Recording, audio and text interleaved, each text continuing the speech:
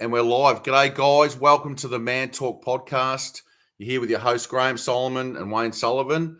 And we've got a special guest today from Geraldton, WA, which is Brenton Wellington. And he's the founder of the Blokehood Project. He's a facilitator. He's a speaker. He's now an author.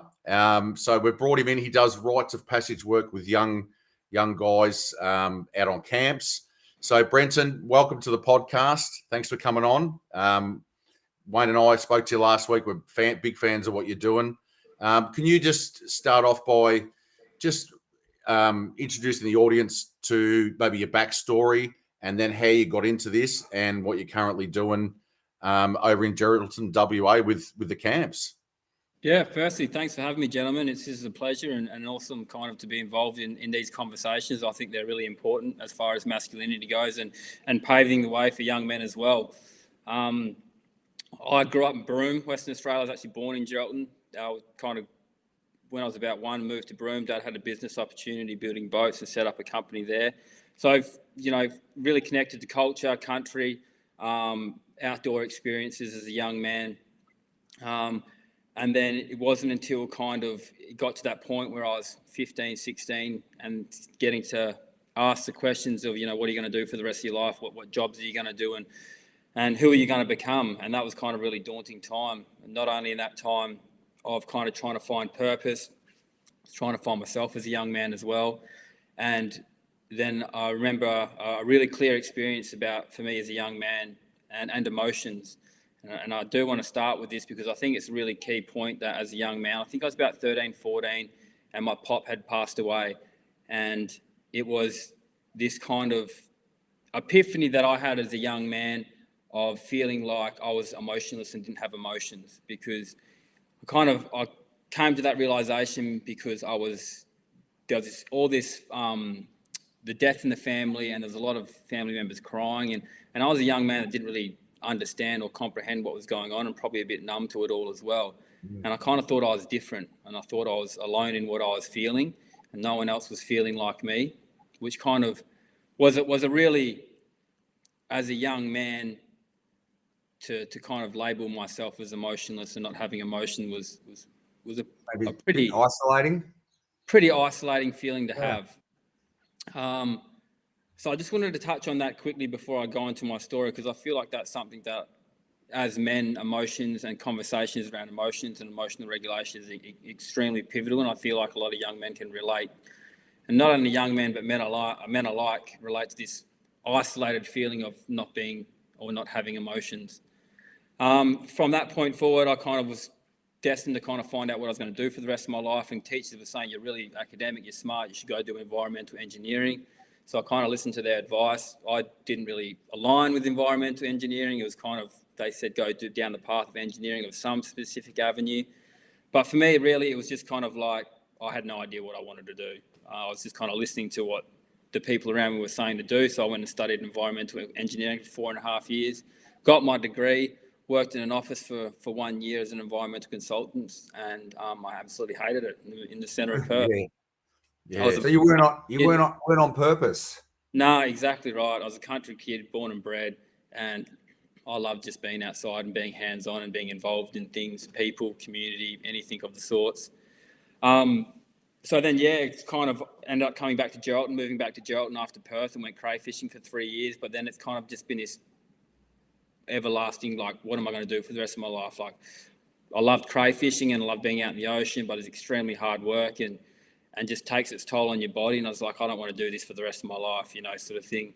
So I was kind of really in this point of like trying to navigate my purpose in this world and what life is meant to be about. And I feel like I was very fortunate in the upbringing I did have, but I feel like there's a lot of conversations that me and my father lacked having, just from him not being taught or exposed to these conversations. From that point forward, it's kind of like I delved into personal development. I went through a couple of bad relationships, but I just didn't know how to process emotions. I remember just, the first emotion, the breakup I had, I ended up writing this letter to my partner. And it was just because I didn't know how to explain myself or talk about emotions, but I felt it was really important to explain as best I could why this relationship needed to end. And that just broke me. That was the first time, going back to that story at 13, realising that I didn't have emotions. to then going through this experience and not being able to stop crying for about a week straight, I realized I'd suppressed so much emotions for so long. And I was like, maybe this was the first time I realized I actually did have emotions as a man, but then I didn't know what to do with them. I didn't understand them. I didn't comprehend them because it was just like a week. Yeah. Well, I remember it too. I didn't know how to do it. How old were you at this point, Brenton, with this I was relationship? probably about, this is like through uni, so I was probably early 20s to 20. Yeah. So there's a fair chunk of years where you're kind of adopting what other men are doing out there in the world and realizing that no, men don't really show emotions. So that was the turning point. I was like, started delving into personal development after another relationship years later. I was going through the same patterns. I was going through the same hurt, feeling that I was flawed, that there was something wrong with me. And I just wanted answers, so I tried to find them. And that's when I found personal development. I started going to like different courses, retreats, camps, programs, and this is at 25 years old. Really immersing myself into personal development. And that's when I adopted a coach as well. I took on a coach for 6 months and we started talking about things. And I just started having all these epiphanies about masculinity and men and life and emotions. And I was like, why the hell aren't we being taught this stuff as young men? Like, I needed to know this stuff back when I was almost 13, 14 to deal with my emotions back then. And why didn't we get taught this stuff? And that was my real turning point. I was super frustrated, pissed off, and my coach was like, maybe there's something in this. And I was like, you know what? That's how the Blokehood Project was born. It was just me wanting to teach young men everything I wish I had known at a younger age. And from then it's been talks, and it's just slowly evolved now to where we run these camps for young men, these 3-day transformative leadership camps. Yeah. So you were 25 when you started to question your emotional intelligence. It's probably happened a lot younger, but it probably wasn't until about 24, 25, I actually started having the money to invest in these personal development courses. And I think one of my 6-month coaching course, I think my mum and dad ended up funding it because mums obviously, want to give you the best support in the world. Yeah. Well, I was 40. Yeah. Yeah, so you do it, you know what I mean? Yeah. 40, before I started questioning, what am I doing? Yeah. Yeah, I had a midlife crisis at 20, like you, Brenton, like really young. And so different people go through different age groups, like where they actually start searching for that. Like, what's this all about? Like, no one's showing me how to be a man. What am I doing here? I look at that guy and he's this guy, and then this guy, which one's right? You start questioning, especially if you haven't had that connection with your own father or some uncles closer, and you're left wondering yourself. So I had a very similar thing to you, and I did the same thing, immerse myself in personal development and everything. But to then go and, like, you've gone the next level, you've gone, I want to actually now format something where guys have got a way to go through a rite of passage, young guys, like guys that are 16, 17 or whatever age that you started at, to get them in early. That's what you've created, isn't it? To get them in early and thinking about this early. Start the question. Ask the question. What do you Exactly do? right. You even know what emotional intelligence is, boys. Exactly right. And that's the thing, like we look at like what a rites of passage is in here in Western Australia alone, or even Australia, I won't say Western, but Australia. Our Australian culture is to kind of, you turn 18, you get absolutely smashed and pissed off your tree, you celebrate turning 18, you wake up with a huge hangover for the next day or two, and then it's like that's your initiation into being a man. Like, there is no formal, responsibility of our culture to say, okay, you are a young man now. This is how we guide you into masculinity. Yeah, that is our culture. And this is where your responsibilities lie now as a young man. And it's like no one does that in our whole culture. And it's really unfortunate. No, like what you said. As you're saying, though, what you were just saying before, we then go into adulthood looking for cues and examples of what masculinity is. And when we look around and see what masculinity is, the picture's not that great, what we're painting. We're painting alcohol, drugs, shit talk, all these unwritten laws of masculinity and stereotypes. And if we actually follow what is painted out there, that just leads us up to a lifetime of suffering and pain. Well, I think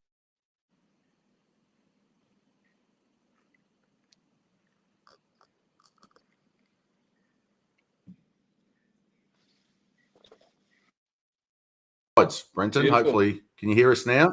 I can. Oh, here he is.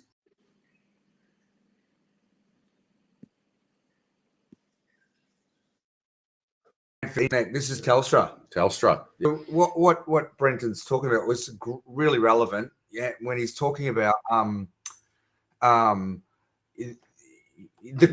initiation, our culture, our Australian culture is like you said. You turn 18, you get shit faced. Yeah. I mean, that was ours. Yeah, you know. Right. And if you didn't drink alcohol. Hang on. You were frowned upon. Yeah, you were, buddy. 100%, mate. 100%. So really relevant that our culture just doesn't support. That's not a supportive role. It's not a role model to have us, drinking alcohol. And it really upsets me that was mine. That's and I was shit faced, and it's just wrong. It just makes me so sad. Now I don't drink at all. I just can't stand it. I don't want anything to do with it. And the depression after a binging, and people don't do anything. There's no activity afterwards, and people wonder why they're depressed 3 or 4 days after drinking alcohol, and you're trying to recover, and then you drown it again. But that's the biggest thing with alcohol. Like there's alcohol. It is a really good pleasure. Like we drink alcohol because it does give us a sense of pleasure, and it is fun to it. It's a great social drug, isn't it? It is, and it gives us. It's like liquid courage. That's what it's like. Liquid courage. It gives us the confidence to be who we actually want to be without feeling the shame of society and this idea of wanting to fit in, which is a huge part of masculinity, wanting to fit in. But we can't just remove alcohol either. Like removing alcohol doesn't actually resolve the reason why we're drinking alcohol in the first place. So it's pretty hard to just say, don't drink and then do nothing about the internal work. And that's where, we want to bring these young guys together to give them the understanding of that. You don't need alcohol if we kind of address what the questions you want to know, about identity and about purpose and about comradeship and having what it means to be a man. If we can address that and you've got certainty and clarity going into manhood, you won't necessarily need the alcohol to make you feel good in life because you've got a clear direction in who you want to be and where you want to go. Yeah, good point. Exactly. Because I had, you're talking about not knowing what you wanted to do. I knew what I wanted to do, but that didn't change me not drinking alcohol because I didn't know what my emotions were. I was just drowning them because I didn't want to. I didn't like them, so just let's tip some of this in, and they'll go away. Yeah, and also, Brenton, at that age, let's say we'll use the age of say 18, like you said, you're 18. You got to choose a career for the rest of your life. You don't know what you want to do. You don't want to be at school, so you leave school. You might pick a trade that you don't want, but that's what someone said to do. You've got relationships with the opposite sex. You don't know the rules. You don't know the rules of engagement. You don't know how a woman thinks, how I'm supposed to relate to her. There's all these factors along there. So then, like you said, you choose to numb that because you get social anxiety. You get all this stuff. You've got other males basically hanging shit on you and saying this and there's a lot of pressures. Then you've got older men saying harden up. There's a lot of pressures, and this leads to substance abuse and a downhill spiral and depression and all that sort of stuff. So, this is what you've got this camp set up for. So I just wanted to just ask a question. When you go on the camp, do you address this early? Is this something you sit and talk with the guys about this sort of stuff, or is it later on you sit around the fire? How do you address this with the young guys to get them aware of this and to get them linked up to what you're talking about? Because they would have been feeling it, but they might not be able to identify. It might be like, I can't see the forest for the trees. It's in my head all the time. Do you actually have a process where you sit down with the guys and talk about that? Yeah. So there's the cool quote I like to use: with clarity and certainty, there can be no overwhelm. And that's essentially what we're trying to give these young men, is just clarity and certainty and understanding of what it is to be a man. And that process starts very early. And you'll find like young men are a sponge for this stuff. Like a lot of people say, oh, it must be challenging working with teenage boys. And it's like, to be honest, it's not really that challenging, because the fact is that young men want to know this information because they're all already looking for cues. They're already watching behaviors where they want to understand. They don't want to like most young people, everybody doesn't want to have fear or guilt or shame or any of those horrible emotions that we feel trying to fit into society. So we kind of, as soon as we sit in circle, like the first thing we do is we just come and sit in circle, and we just kind of instantly start taking in the experience and where we're at. We kind of really want to tune guys into their emotional regulation systems early. So we'll kind of have the conversation, like first things we say is like, let's have a check-in and how you feel. And we explain what a check-in is, the rules of a men's circle, which is a very important and pivotal part of the camps we run, is sitting in circle. But then, yeah, we kind of, how were you feeling yesterday compared to how you're feeling right now, that you've kind of gone through this whole emotional roller coaster of probably the day before, having no certainty, no clarity, you know, completely new experience, new environment, new people. You know, that is a pretty daunting and scary thing to walk into. So how do you make them feel safe in that environment? Well, they instantly they start realizing where they are. It's like anything. It's like before we do anything scary in life, we're thinking, and it's like the fear, it's our predetermined fear. But once we've actually done it, or once we're actually in it, we realize it's not really that scary anymore. So once we're sitting there looking at the ocean, these guys are naturally, their bodies just self-regulate, and they realize, oh, I'm so much more calmer. Like, you guys aren't scary people. You know, we've started doing icebreakers, using each other. They realize this is actually a really cool spot. Like, look at the ocean. We can see the whales jumping out the back there. Like, we're just in this calming environment away from the chaos of society. It's very skilled, very safe.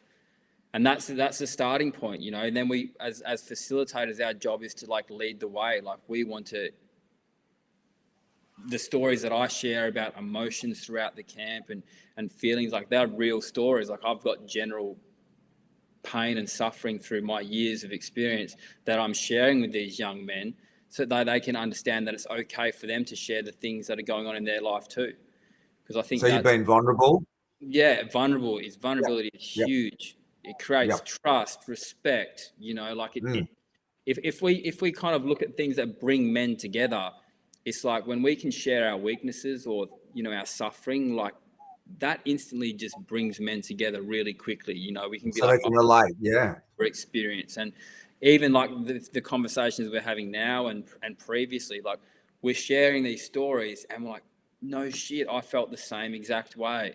And that in itself just brings us together as men. So once we can become relatable and sharing these things and realizing big part of it as well, like we do exercises that really outline that we're all going through the same things. We're actually suffering. Like, step forward.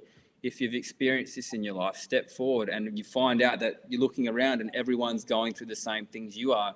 You no longer feel alone, and that's a really good feeling to feel. Great for connection as well for these young men, and well, any men, let's face it. Exactly. Yeah.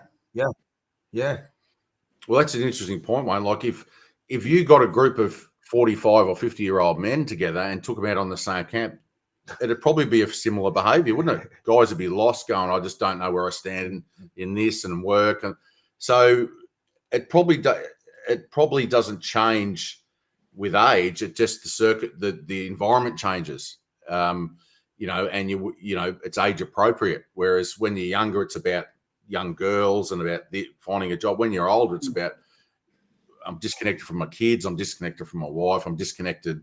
I feel like I've lost purpose. But the same things would happen, wouldn't they? Men would open up and then be vulnerable. So, and the gap we're trying to reduce. So that's the gap we're trying to reduce is this years of suffering as men.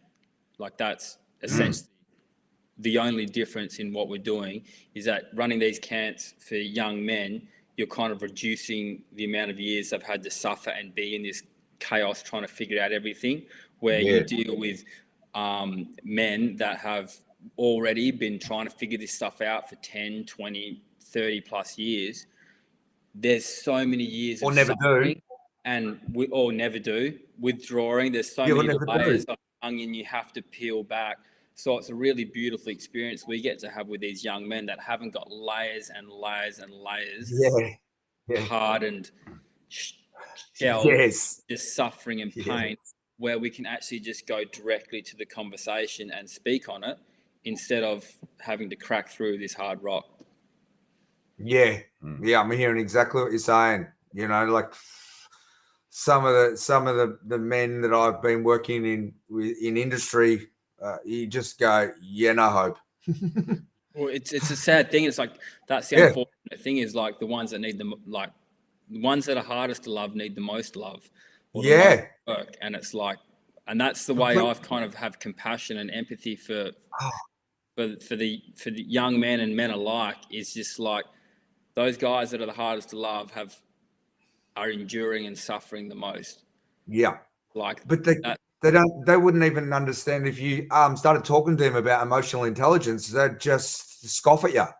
Yeah, because that's what guys do though as well. They deflect and use humor. Like that's the first instant indicator of a man that's unwilling to be with his chaos.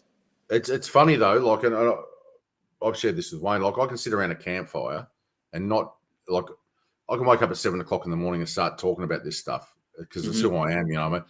So I go away with guys, and they could be tradies, riding motorbikes. We're going on motorbike, and I'll just start talking about this, and like straight out. It's I've been away working and sat down. The blokes will have a beer after work, and I'll just start talking about there's us guys don't talk like that. It just start talk. Usually takes a bloke if they're not wide like that, it takes them 2 or 3 beers, and then they just start opening up. Yeah, and then it's like, you know what I mean? So there's that. I don't know. There's that blockage where they can't do it sober, but give them 3 beers and they start blurting their guts out. So certain guys that are wide like that can actually break the ice and be influencers just in social networks. I mean, you don't have to. It can be at the footy club. You can be the guy that gets everyone to open up, and they say, he's touchy feely, or he's a new age sensitive guy. But you can take that on as your role in life. At work with the young apprentices, you can be the guy that goes over and says, "Hey, mate, it's all right. Like, I know you're nervous, but I'll look out for you." You can do that in your normal life without being like a facilitator like yourself or whatever. Yeah. And that's what we've spoken about, is that men need to at 45, 50, 55-year-old men need to stand up. The young guys are looking for leadership at the moment. And because we're in such a busy world, and guys are going, I'm too busy, I can't deal with my own kid. There's a massive need. And this is what you're doing. And this is what people are out there doing now with these camps, is getting young guys in there before they build the layers up. Yeah. And actually teaching them emotional intelligence and teaching them it's all right. And even if you go back to work and the old 45, 50-year-old bloke goes, harden up, don't worry about him. He's, you know what I mean? Like, don't take that to heart. So once a kid knows that, and he's spent, say, a time with you, or he spent time with working with Wayne as an apprentice, or he's spent time working with me somewhere, then they feel comfortable going back in and just ignoring that guy and going, hey, he's just not. He's stuck in his way. He's stuck in his way. So, and not taking it personal, because they've built up resilience, self-esteem, confidence. Yeah. Like what you do at your camps. Yep. Yeah. Oh, yeah. And it's funny because, like, I mean, being who I am, I'm just so confident and clear in what's important in a man's mentality and as far as masculinity goes. So it's like, it's funny because I still get all the shit. Over the years of doing this, I still got all the humor, the jokes, touchy-feely. Brenton will fucking crying at the end of the night or something like this. Yeah. Or, don't talk to you. He'll have the DNA. Like, I was a guy that went out and started I'd find some dude and end up having a D&M with him for like an hour, and my mates would be like, where the hell have you just been? I'm like, I've just been having the best conversation ever, this guy, Like, oh, yeah, typical. Probably change someone's life. Yeah, but that's the thing. That's it. Like, I'm willing to take. It's. I think there's something beautiful as well in men's humor in that, and I think when you can accept that part of yourself and you're so calm and confident, you're not worried about the external noise. Like, there's a beautiful part of that banter between men where we can laugh about it and like laugh at our differences and even that old school toughness and stoicness. Like, there's many great qualities and traits of that as well, where men need that stoicness, and we probably need to bring a lot more of that back to our younger generation. But there's like this, like that fine balance, like it's a balanced sword. On one edge, it's too far; one edge, it's not enough. So you've got this beautiful balance of masculinity and what suits you, and that's the beautiful thing. We get to find that out within ourselves. Yeah, 100%. So, what do you think that's missing for the youth of today around in generally Just that healthy leadership? direction. Healthy direction. And like, Yep. I mean, I grew up very fortunate. Like I feel like I had a very fortunate upbringing. Dad was a great provider, a great protector, always felt safe. In saying that, the way Dad was raised, Dad wasn't really raised. He kind of probably raised himself more in the sense of like just that very hard old school stoicness. Like he grew up on Ningaloo Beach fishing, lived in a caravan where they were working and helping their father, my pop, pull fish out of the net to sell. So I was very, very, very stoic, hard, strong upbringing with limited things. Like Dad didn't grow up with much. So his kind of pattern was to provide and make sure that his family had everything. That didn't generally mean we had conversations about how do we deal with stress. Like obviously my father has gone through setting up businesses and probably gone through so much experiences of like emotional distress and probably moments of anxiety and suffering and pain and really hurtful experiences. And I believe his thinking in that is to protect his family from that. But in protecting his family from that, he hasn't prepared us young men in the family to have to be with our own chaos and suffering. So when that kind of came, the first time for us to experience suffering and pain as ourselves, we had no idea how to handle that or no idea who to talk to. So there's this, again, it's like very familiar. Parents are trying to protect us from the chaos of the world, but it's also accepting that the world is chaotic and young men need to be more prepared to deal with the pressures and stresses and be in difficult, uncomfortable situations. And that's okay and a good thing. Learn to operate in chaos with a bit of chaos around you. Learn how to stay focused. But, once again, to be able to talk to your mates about, geez, I'm struggling at the moment. You'll be right, mate. Let's talk this through. Let's have a bit of support as well. It's go on, Wayne. No, I just remember being a young bloke and wondering why all these problems were coming onto me, and I'm like, what are all these problems? I keep having problems, and then I don't remember what age I was when I realized that actually, life is just a heap of problems. I think I need to get good at problem solving. Yeah, because every time I solved a problem, another one would take its place. Yeah, and then I'd be worried about that all the time. Yeah, which is a process, and that's life. Is like get better. Yeah. Evolution, like that is life. That's correct, and so I mean, I was fortunate. I had a father, and like you said, my father was a good provider. We felt safe, but emotional intelligence, zero. Yeah, and that's the thing. Like I used when I first found out about this stuff. Like I had a chip on my shoulder. Like, why didn't my parents teach me anything? I was a bit grudgy and pissed off about it. But I was like, hang on here. Like my parents have never been taught this stuff. No, that's correct. How the hell are they meant to be able to support me when they haven't even been able to support themselves? I don't hold them accountable for any of it. My dad went to Vietnam. So when you talk about being a real man, you're at war. Yeah. So don't talk to me about being tough, because he'll just say, mate, you've got it easy. What are you talking about? Don't talk to me about you're upset, right? Yeah. Well, their generation, his dad and my dad and that were similar age, and they didn't even go to the birth of their children. Like I was there cutting umbilical cords, and I was there photos, and then they didn't do that. That's a woman's job. Do you know what I mean? Like, they were pretty absent in the whole thing. Yeah. So how could they teach us? Because it was, and this is what you got to remember: our age to our sons are in their 20s.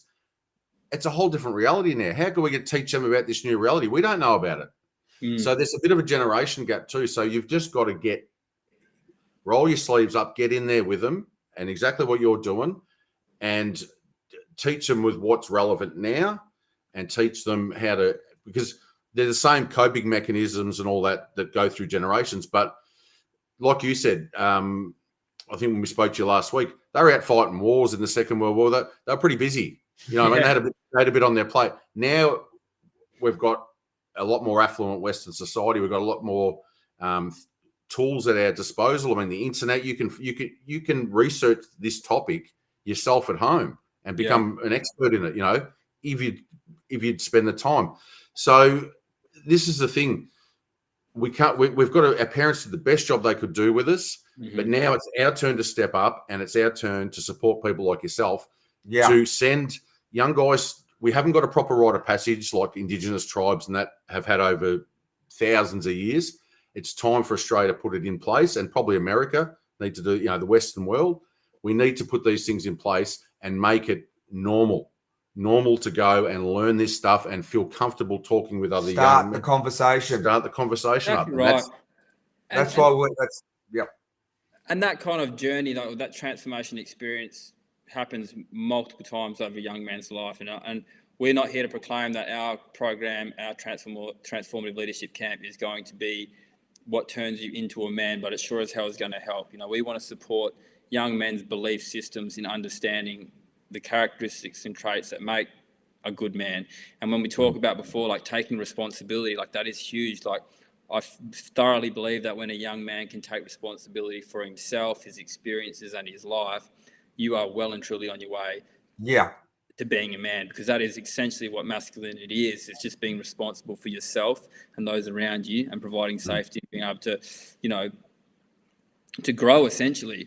And I feel like when we can take that level of accountability, you know, and that's what we want these young guys to walk away with. We want them to be more accountable and understand that, okay, then if you want to be respected in your community, if you want to, and I explain this to young guys, like the only way I'm able to do this program is because I don't run around like an idiot and I don't disrespect people or do stupid things. Like if I wasn't a respected member of the community, there's no way that what I'm doing would fly. So it's like you have to apply these principles with all areas of your life. Like if you want to run around and do stupid things, people aren't going to respect you. So it's like we kind of teach these young guys, it's like, you know, a really great quality to adopt is to practice respecting other people's property, you know, and things like that, so that these young guys can walk away with this, holding their head up high in the community and actually be a positive influence, and how much that is going to have a positive influence on the rest of their lives.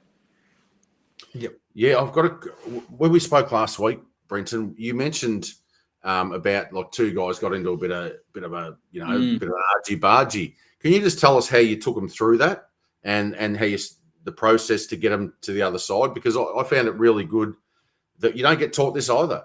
You don't get taught, like you hold a grudge and then you want to get that guy, and that you want to just tell us that story, or tell the audience that story, because these are the things that young men, if they learn this at 16, 17, they're equipped to be able to mediate tough situations and regulate themselves and to be able to not hold on to grudges which hurt you and poison your system. So that was a great story. Can you just share it with the audience, mate?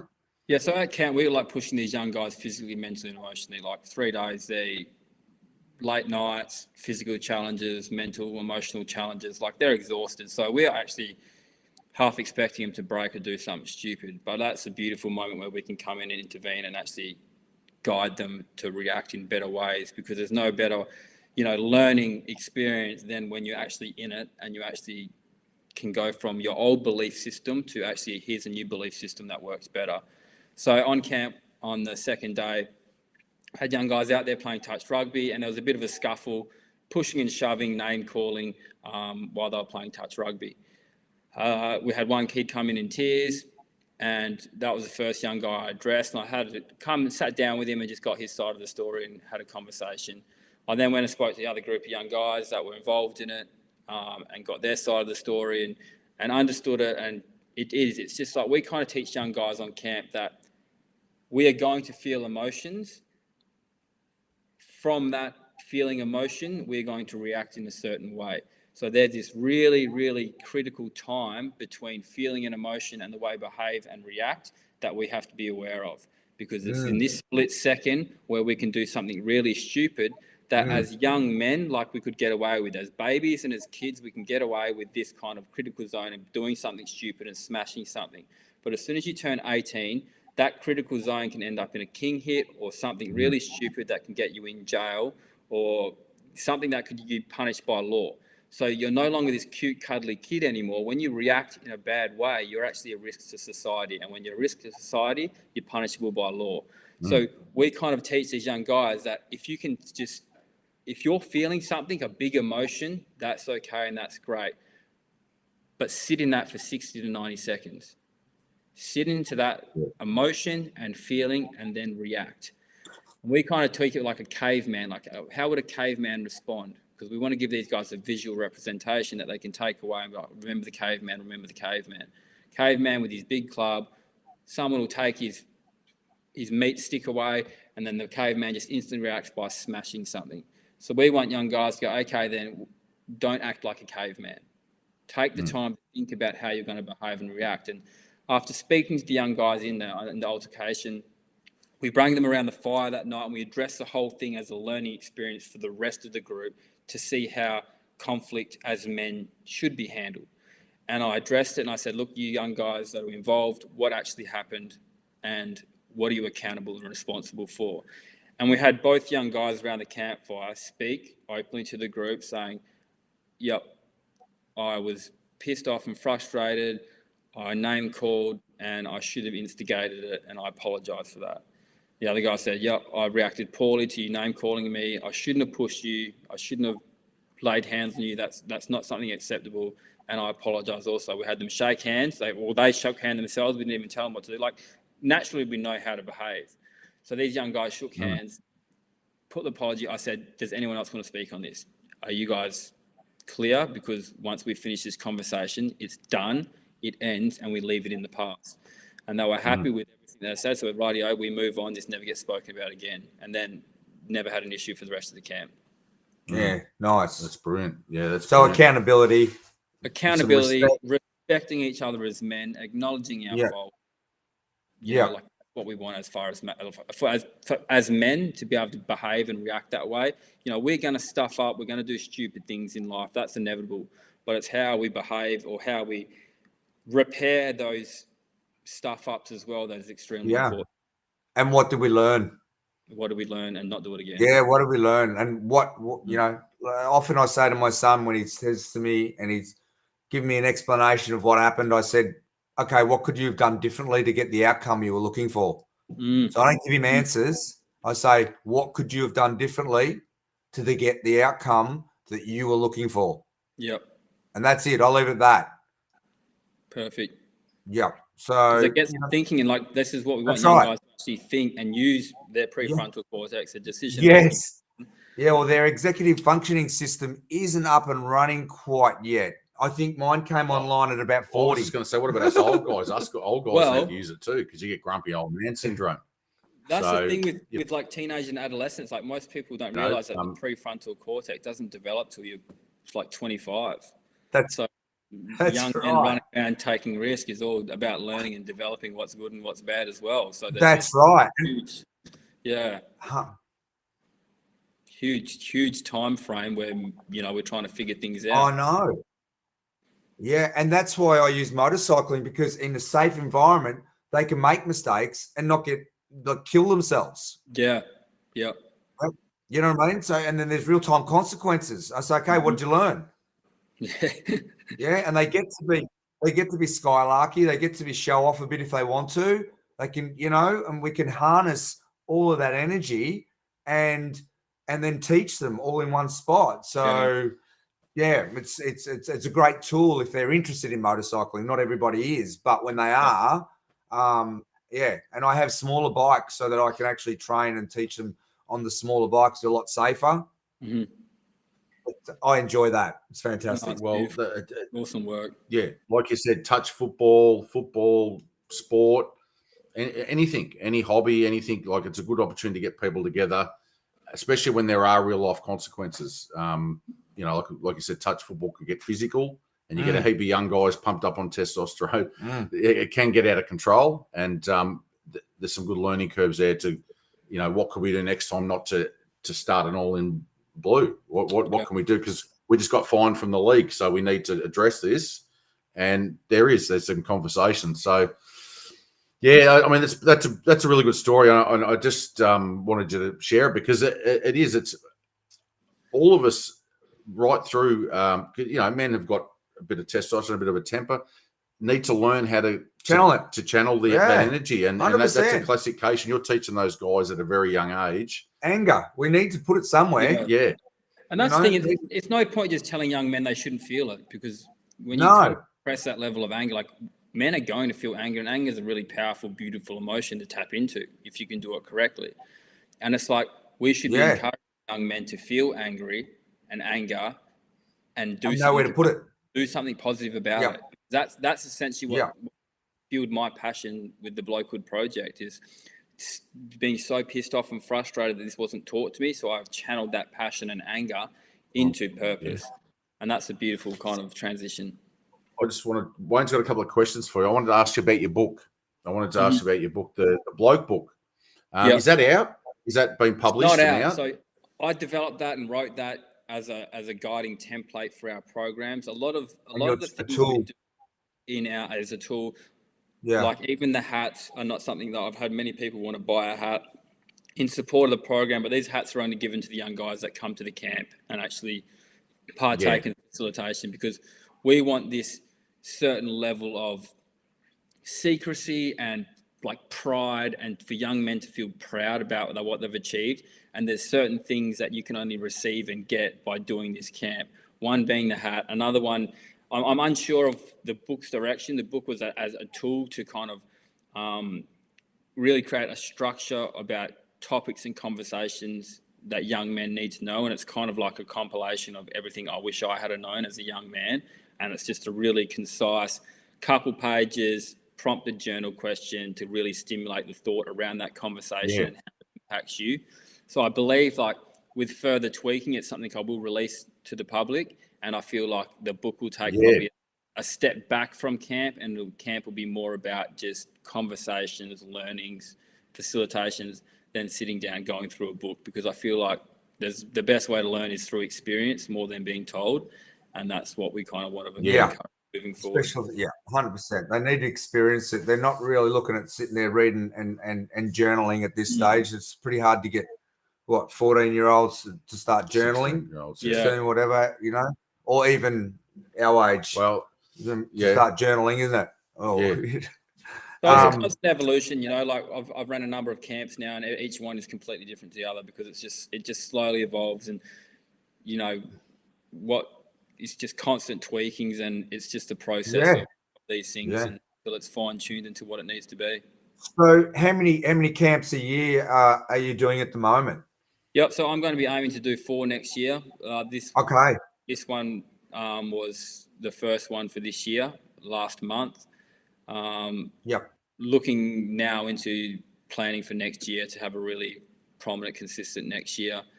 Get everything up and ready. This is kind of like a rebuild phase for me at the moment. Back at work, so juggling full-time work while I kind of create this program in my spare time, which is a beautiful balance and challenge. But really about kind of just working towards next year now, and really kind of having 4 programs set in our community in Geraldton, and whether that means maybe future camps and programs elsewhere. Broome, Perth, Bunbury, Busselton, kind of all the way through. So we'll just kind of, my main focus at the moment is Geraldton. That's my main priority. Anything else that kind of falls outside of that, if it happens, it happens. Nice. Yeah, absolutely. Yeah, that's good. Have you got any more questions? Because we're sort of hitting time now. I just wanted to no, but that's about it. That's about it. I just wanted to give you an opportunity, Brent. What's the best out to you? Reach out to you? Is it through Facebook? Have you got a website? Is it, especially if someone sees this and for their son or wants more, book a camp, wants more info? What's the best way to reach her? So easy way to contact me through my website. So I've set up transformativegrowthinstitute.org. That is my business name, and I run the Blokehood Project under that. So if you get the spelling right on that, it's a bit of a website word mess, but if you get transformativegrowthinstitute.org, that's the best way to contact me through my website. If not, I've got my social media accounts, Facebook, Instagram. But they're the best ways to contact me and seeing what we're doing. What we'll do is we'll put this in the description in the YouTube video so people can see it there. they want to reach out to you, and then in the Facebook page as well, so that people can have that under the video. Because like Wayne and I, we spoke to you last week, and we're massive raps of this. This has got to happen. This has got to. Yeah, we're supporters, buddy. We're supporters of what you're doing. We want to continue to support you too. You know what I mean? Yeah, and like I said to you, I know a few people that are doing similar things, so I'm going to hook you up with them to, so that you can expand this, because this has got to happen all over Australia. I mean, this is really important work. And I know there's a lot of clubs, footy clubs, and that, but there's also a lot of negative stuff. There's a lot of pressures on those people to get performance, which then takes off what they're trying to teach the young guys. So it's a bit of a double-edged sword there, but this is pure purpose. You're going there and you're getting these young guys to engage, and it's very interesting. You started this podcast with that thing about I didn't feel my feelings, and that you're teaching them to feel for sometimes for the first time.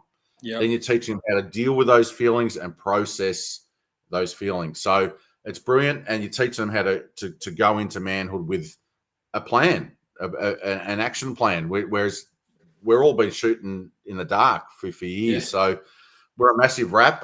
Kudos, buddy. Yeah. Love your work. We love your work. Is there any? And we want to get you back on this again. Yeah, touch base again with you. I'm following you.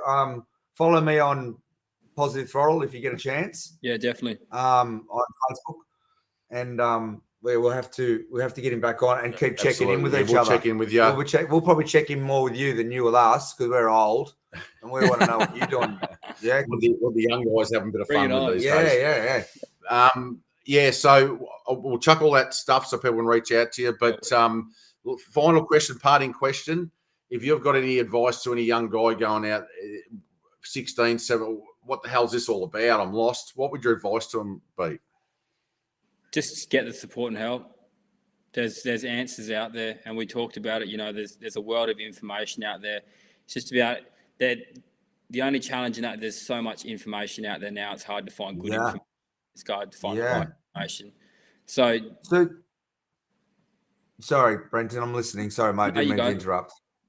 Well, I'm thinking that you said that. What I feel is that young blokes don't even know that they need this information. Yeah. So my question to you is like, what would you say to parents who are looking for this? When the son's sitting in their bedroom, can't get off the Xbox. Disengaged, overstimulated with Xbox, overstimulated with doing nothing. You know what I mean? And, the people who actually really probably need to step up are his parents. So what would you say to them? What do you say to them? Where do these people, what's the questions they should be asking about looking at their kids and saying, what do we need here? Because parents can't do all of this. Sometimes children don't listen to their parents. They listen to you. They probably listen to me and him more. What you said there is the first thing that came to mind when you were talking about that question. Is parents can't do it all. And I think that's a huge burden that parents take on, where they think they are solely responsible for the raising of their young man. And it's not that at all. Mum's always taught us this saying of it takes a village to raise a child. And it really does. It takes a village. It takes a community to raise men. And it's kind of like, my saying on my throughout the camp is boys will be boys until men lead them to be men. And men leading young men to be men is about men being vulnerable to younger men. It's about sharing the stories. It's about sharing the pain and suffering. Like it's no point just telling a young man you can't do this because you're not allowed to do that. I don't know anyone that kind of enjoys or has a positive experience of being told not to do something. If an adult and a grown male or someone that I kind of knew in my circle said, look, mate, I'd really reconsider the way you're doing that, because when I was your age, I did the same thing. I did this stupid thing. It cost me 2 years of my life and pain and suffering, and I really regretted it. So I'd rethink the way you're going about things now. And I feel like those honest conversations between men has been lost, this idea of storytelling. And it's not about being, self-pity party or, feel sorry for me. It's about giving young men the actual lessons they need to be able to grow and develop their own belief systems to support themselves. Yeah. And sometimes that means getting away from their parents. Yeah. Yep. And that's the Yeah. thing. So- Young men need to be around men. Yeah, absolutely. And so, all right, we're going to wrap up. But if someone asked me the same question, what do you think, Graham? I'd say go to Brenton. Go to Brenton, get your kids to this camp. Do yourself a favor. Do yourself a favor because, you know, parents can't do it all. They're Exactly. working, two parents are working. Life's got really busy. Well, we've lost community too, haven't You we? can do so much, Connection. but you need help. So, Yep. yeah, Just reach out. Do yourself a favor. Reach out to Brenton, ask him some questions. Follow him, even follow him, Yeah. and check out his 100%. stuff. Thanks, Brenton, for coming on, mate. You're a champion. We're going to keep in contact with you because we love your work. Yeah, we'll have you back on, and we'll keep in contact We'll do with some you. updates. We'll do some Brenton. updates Yeah. on Sounds good. just within the YouTube channel and within the Facebook group. You can send us some stuff, some shorts and bits and pieces from the camps, and we'll put it in there. And we will encourage people over that side of the country, and even people over here. I'm sure there's camps going down in Victoria, New South Wales, Queensland. Get into it because it's something that needs to be done. We need to step up as parents and get our youth heading in the right direction, and that's as simple as that. So thanks, mate. Appreciate your time, and we'll catch up with you soon, buddy. Thanks for having me, gentlemen. I appreciate it. Buddy. Good on No you, worries. Brenton. All right, guys. We'll check out from Man Talk. Thanks for joining us.